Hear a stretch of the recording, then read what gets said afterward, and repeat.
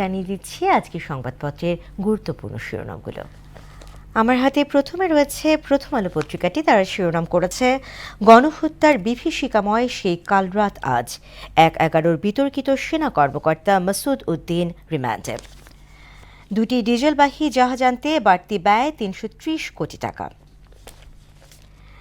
এরপর আমার হাতে রয়েছে দৈনিক ইত্তেফাক। তারা শিরোনাম করেছে জ্বালানি তেলের সরবরাহে কমতি, গ্রাহকের ভোগান্তি। আজ গণহত্যা দিবস, ৫৫ বছরেও মেলেনি আন্তর্জাতিক স্বীকৃতি। ঢাকার ট্রাফিক ব্যবস্থাপনা ঢেলে সাজানোর উদ্যোগ নিয়েছে সরকার। এরপরে আমার হাতে রয়েছে সমকাল। সমকাল শিরোনাম করেছে ব্যবস্থাপনা ও সরবরাহের ঘাটতি সংকট বাড়াচ্ছে, মাসুদ উদ্দিন রিমান্ডে, ময়লা পানি ও ডিম নিক্ষেপ। তেল ও গ্যাস বোঝাই জাহাজ এসেছে চাহিদার অর্ধেক। সড়কে ৭ দিনে ২০৪ মৃত্যু।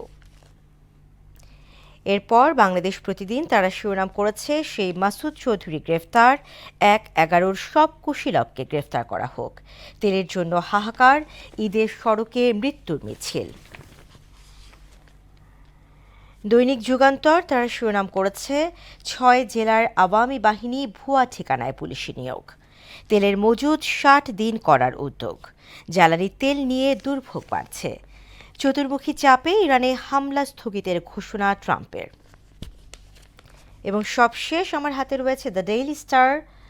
Supply crunch worsens at fuel pumps, war grinds on amid global push for talks. Human trafficking case left ex-Lieutenant General Masood on 5-day remand. দর্শক, এই ছিল সংবাদপত্রের গুরুত্বপূর্ণ শিরোনামগুলো।